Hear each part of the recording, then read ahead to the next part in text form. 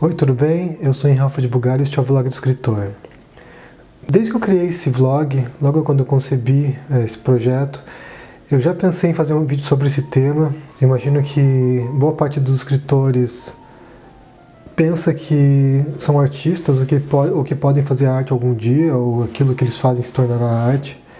E eu também sei que muita gente acredita que sabe o que é arte. Se você perguntar para elas o que é arte, elas sabem o que é, como se isso fosse evidente.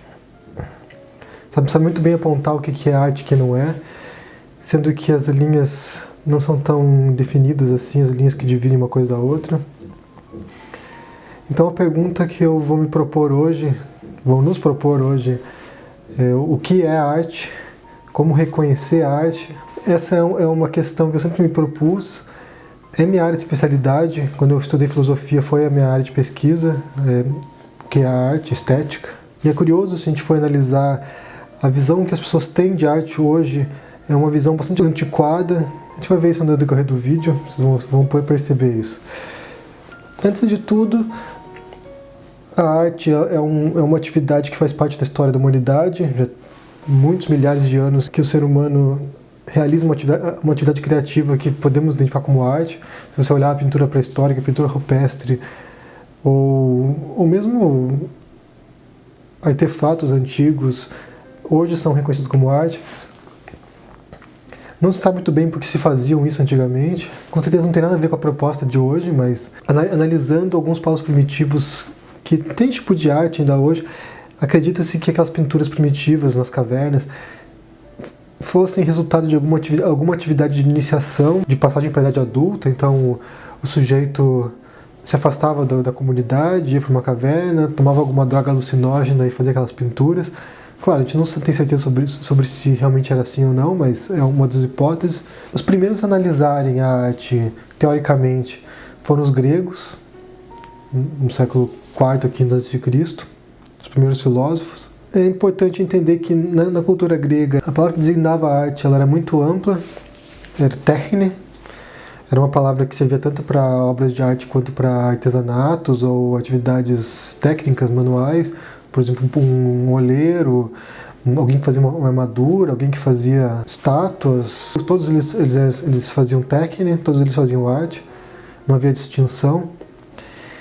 E os gregos foram os primeiros a utilizarem um conceito que ainda é vigente, que ficou vigente durante muitos séculos, e ainda hoje é muito comum, que é da imitação, a mímese, que a arte seria um espelho da realidade, ela representaria a realidade e as pessoas teriam prazer ao ver essa representação. Isso só começaria a mudar um pouco durante o romantismo, no século XVIII, XIX na Europa, que foi um momento muito particular. Ele é um momento que houve muitas revoluções. Houve a Revolução Americana nos Estados Unidos, mas quem influenciou a Revolução Francesa depois. Havia toda uma série de pensadores, intelectuais, tentando descobrir a natureza do ser humano. Também começam os primeiros movimentos nacionalistas na Europa, de formações de estados nacionais. Isso só vai ocorrer posteriormente, mas nesse momento começa a surgir um material teórico para isso, e nós vamos perceber que esse nacionalismo ele vai influenciar muito o conceito de arte durante o romantismo, e que ainda é vigente no senso comum, né? Porque no mundo da arte já mudou muito. Então, basicamente, o primeiro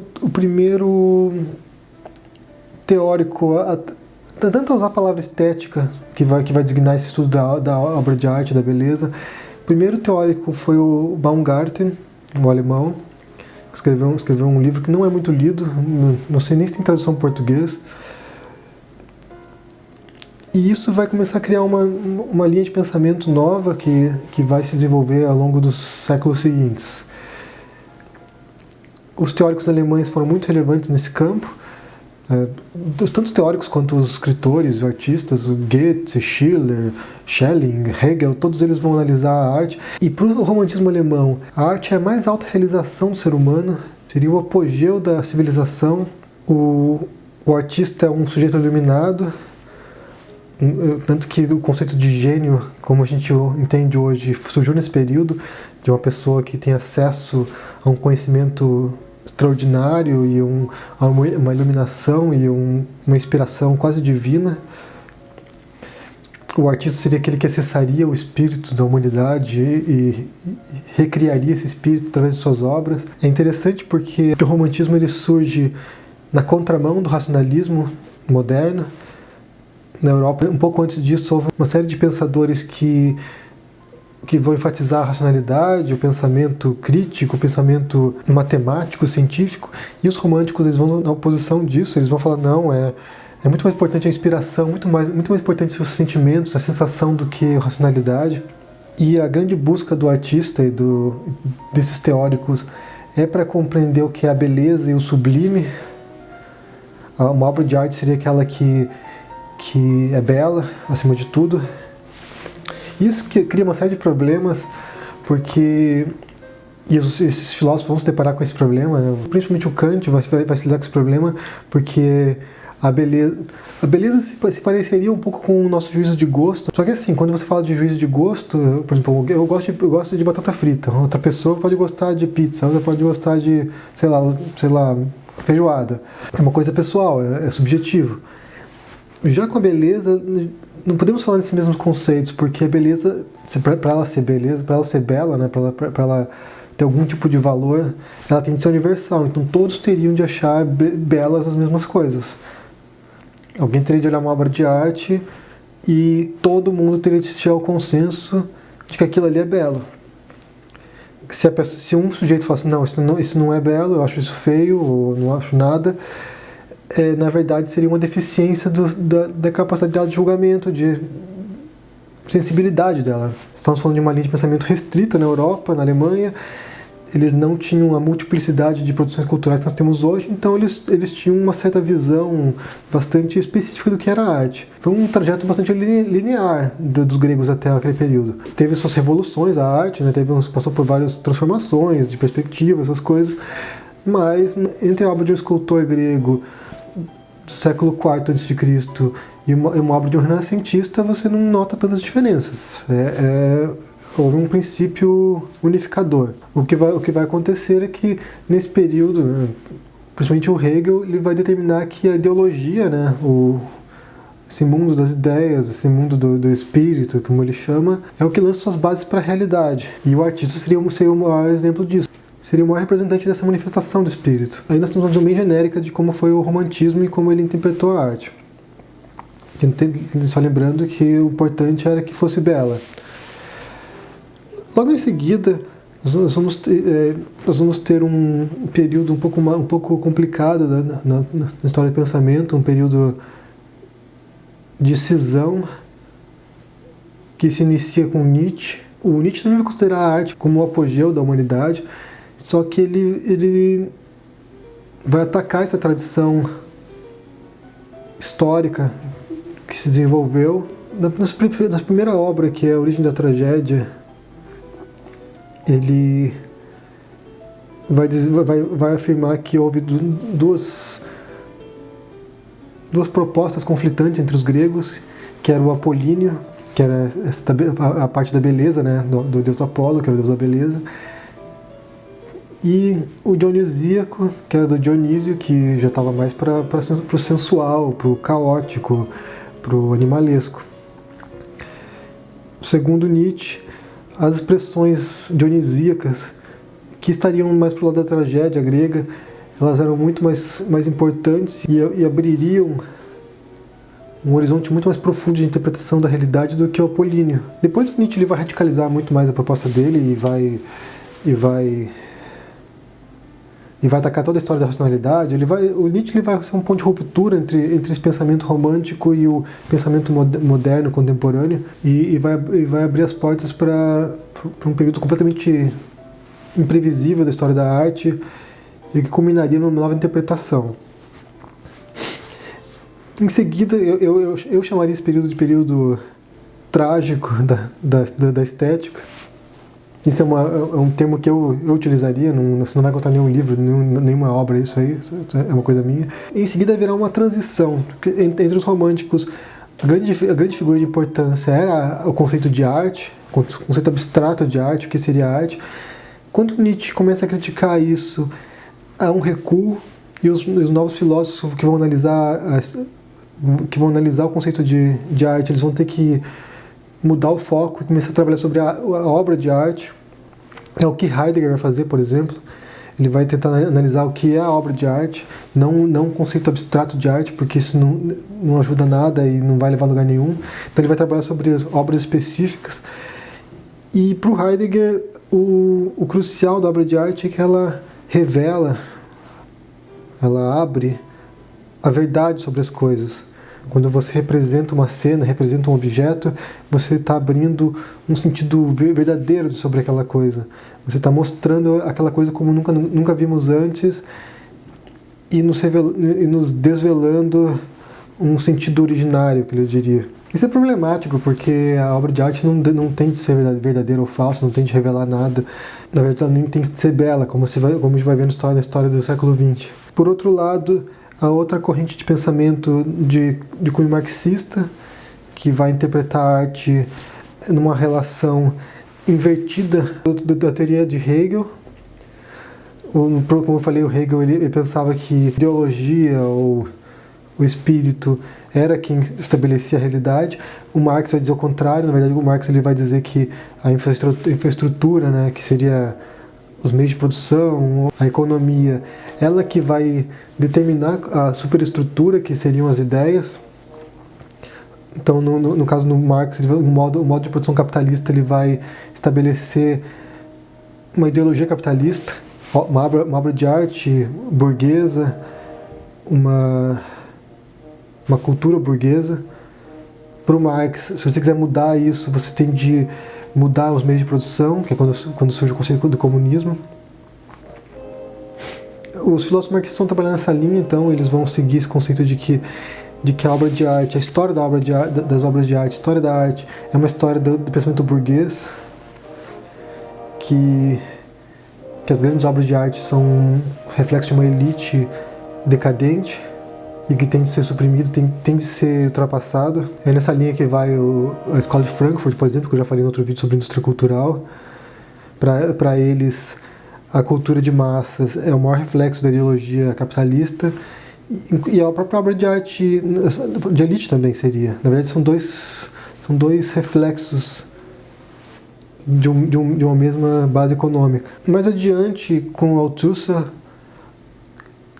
que é um outro filósofo estruturalista, ele vai dizer que não é bem assim que as coisas funcionam, que na verdade a superestrutura ideológica ela também pode influenciar as bases econômicas, voltando um pouco ao Hegel, né, retornando um pouco à noção do Hegel. Mas essa é uma linha que eu não costumo analisar muito, eu prefiro mais para uma linha mais moderna que a gente vai chegar agora, que eu diria que é o período caótico da história da arte, que é o período apocalíptico. A gente viu, até o momento a gente viu dois momentos, né? Um momento romântico, um momento trágico. E agora a gente vai entrar num momento apocalíptico, que é quando a arte extrapola todos os limites e parece que é impossível determinar o que é arte. Isso começa logo no começo do século XX, logo lá em 1920, 1930, as coisas já estão em ebulição na Europa. O dadaísmo ele surge ainda um pouco nessa concepção que eu falei do marxismo, dos filósofos marxistas, mas eles não eram marxistas, mas eles surgem um pouco nessa cola de que a arte ela reflete uma visão da elite, e é uma visão da elite que causou muitos problemas no mundo, que causou a Primeira Guerra Mundial, então eles vão satirizar isso, ironizar isso, e nesse momento começa um momento de destruição da arte e de crítica ao que é a arte. O Duchamp é o principal expoente. O Duchamp ele começa a levar o que é chamado de ready-made art, que são produtos prontos já, né? Tipo uma vassoura, uma bicicleta, um urinol, né? Um mictório para dentro dos museus. E esse é um grande choque, porque quando você começa a olhar aqueles objetos que foram extraídos aleatoriamente da rua, de uma loja, onde for, levados para museus, começa a se questionar o que é isso, o que é arte. Colagens, depois começa o cubismo, começa o movimento com o Picasso, com o Leger, com o Georges Braque, e a arte começa a se transformar de uma maneira muito, muito, muito acelerada, e se afastando da representação. Isso já havia começado um pouco antes com os expressionistas, com os pós-impressionistas, com os expressionistas, mas no século XX se radicaliza de uma maneira tremenda. Eu estou falando muito sobre arte visual, sobre pintura, porque é muito mais simples a gente observar esse processo. Na música também ocorreu, na literatura também ocorreu esse processo parecido, mas na obra de arte, nas obras visuais é muito mais fácil a gente identificar essa transformação radical. E depois, bem, daí vai ter um caos de expressões artísticas das mais diversas possíveis. E quando chega nos anos 60, em Nova York, o Andy Warhol e o grupo da Pop Art, o Lichtenstein e outros artistas, eles rompem de vez com a história da arte. A exposição do Warhol, do Brillo Box, que é uma caixa de um produto para limpar alumínio, para limpar metal, ele fez uma caixa idêntica à embalagem desse produto e levou para os museus, fez uma exposição com um monte de caixa empilhada, fez com a sopa Campbell, fez com outros produtos, com ketchup Heinz, ele fez as embalagens desses produtos e colocou no museu, em exposições. E o que acontece é o seguinte: quando você olha aquelas caixas, aqueles produtos que o Warhol representou, não dá para distinguir a princípio se aquilo ali é verdadeiro ou se é uma obra de arte. Não dá para saber uma caixa de Brillo ou se é uma arte imitando uma caixa de Brillo, porque são idênticas. E isso incita uma série de questões aos teóricos, porque a partir do momento que você não consegue distinguir a realidade da obra de arte, o que é arte e o que é realidade, já não é possível mais determinar uma coisa da outra. Já não é mais possível dizer se algo que hoje é arte amanhã não será, e algo que não é arte amanhã será. Tudo potencialmente arte. E nesse período, o que vai se tornar o principal teórico sobre a arte do século XX, que é o Warford Danto, ele vai lançar as bases da teoria institucional da arte. A teoria é um pouquinho mais complexa do que eu vou resumir aqui. Depois ela foi simplificada num artigo pelo John Dickey, mas o que o Danto vai falar a princípio, né, ele vai dizer que para ele esse momento do Andy Warhol e do Pop Art foi um momento de epifania sobre o que seria a arte, e ele começa a dizer assim que chegou um momento em que não é mais possível nem entender o que é arte e o que não é, e também os conceitos anteriores de arte, tanto dos românticos quanto dos trágicos, como eu digo, mas do Nietzsche ou do Heidegger ou dos marxistas, já não abarcam mais a produção cultural que está se desenrolando no século XX, já não explicam mais as expressões artísticas, já não é possível dizer que a beleza e o sublime estão na gênese da arte, já não dá para dizer que a genialidade do artista que está por trás disso, já não dá para dizer que a inspiração, não dá para dizer que a verdade, não dá para dizer mais nada. A arte chegou a um ponto que ela se libertou completamente da teoria, ela se descolou da teoria, e ele vai dizer que nesse momento acaba a história da arte, porque a arte pode ser qualquer coisa e já não temos mais como explicar o que é isso. Então como é que a gente define o que é arte nesse momento? E hoje, na verdade, né? O que é arte? Basicamente, para o Danto e para o Dickey, a arte é aquilo que se diz que é. Pode parecer idiota, pode parecer muito simplório, mas é mais ou menos isso. Quem diz o que é arte? Bem, são os grupos de pessoas que trabalham com isso, são os artistas, a princípio, quem cria a obra de arte, são os críticos, os professores universitários, o que eles chamam de art world, o mundo da arte. As pessoas que são responsáveis por selecionar os curadores de museu, os donos de galerias, os editores, no caso da literatura, os agentes literários, os críticos de revistas, de jornais, ou seja, todos aqueles que têm poder dentro desse meio de analisar a obra, de selecionar a obra, de fazer uma triagem e apresentar para o mundo como se fosse arte. É uma decisão às vezes até arbitrária. E isso pode parecer desesperador a princípio, mas na verdade é extremamente libertador, porque qualquer coisa pode ser arte, desde que seja aceito pela comunidade artística. Na verdade, se você deseja ser um artista, você tem de convencer as pessoas certas de que você é um artista. Por outro lado, essa cisão com uma noção de beleza, ou uma noção mais palpável, ela vai afastar a arte do público geral, ela vai fazer com que se torne uma apreciação somente para iniciados, para pessoas que entendem isso. Agora não basta mais você ver um quadro e achar que é belo, você tem que entender de onde surgiu aquilo, você tem que entender todas as bases daquilo, entender toda uma teoria por detrás daquilo, o que faz com que a arte seja ainda mais elitista do que era antes. Bem, é muito comum ver pessoas que vão em alguns museus de arte contemporânea e olham aquilo ali e acham umas besteiras. E na verdade, até para quem entende isso, às vezes acaba sendo difícil determinar o que é arte e o que não é.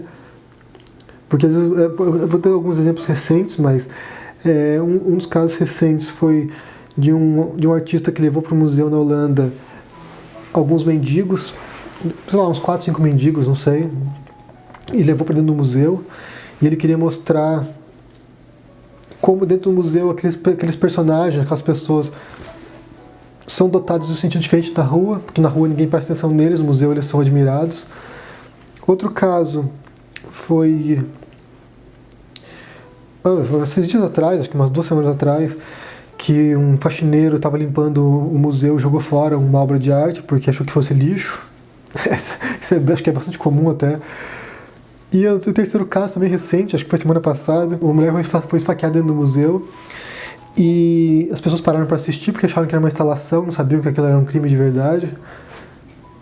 Esse é o ponto que a arte chegou, porque já não dá mais para determinar o que é arte e o que não é. Se está dentro de um espaço limitado como o museu, então automaticamente se torna arte. Se está dentro de uma galeria, dentro de um teatro, aquilo ali já é revestido por uma aura artística. Então, para mim, isso é o que parece fazer mais sentido atualmente. A gente não sabe como as coisas vão se desenrolar de agora em diante. O Arthur Danto afirma que a história da arte acabou, que depois desse momento não há mais nada de novo para surgir, porque é impossível surgir algo novo quando não tem limites. Tudo é possível. Bem, é um pouco cedo para afirmar, porque a gente sabe que as coisas sempre podem se renovar, mas realmente a arte não tem mais limite, ela não está mais constrangida por certas teorias, nem por certos conceitos, ela pode ser qualquer coisa. De certo modo, a arte não só não está morta, como ela está mais viva que jamais esteve. E o que há, agora voltando a falar sobre a cultura de massas, o que há agora é uma arte extremamente elitista e bastante conceitual, e que as pessoas precisam entender aquilo ali para poder falar sobre aquilo e apreciar aquilo. E existe a hipérbole da cultura de massas, que são obras feitas para o consumo, são obras feitas para serem descartáveis, lê e joga fora, compra e joga fora, e que está de acordo com aquilo que os próprios marxistas já falaram, que é a infraestrutura que dita a superestrutura. Se você for ver a cultura de massas, ela é um reflexo da cultura capitalista que a gente vive e está respondendo a sua proposta. Nesse vídeo a gente falou um percurso imenso da história da arte, da estética. A estética é esse estudo que começa no século XVIII e vem até hoje, esse estudo do que é a arte.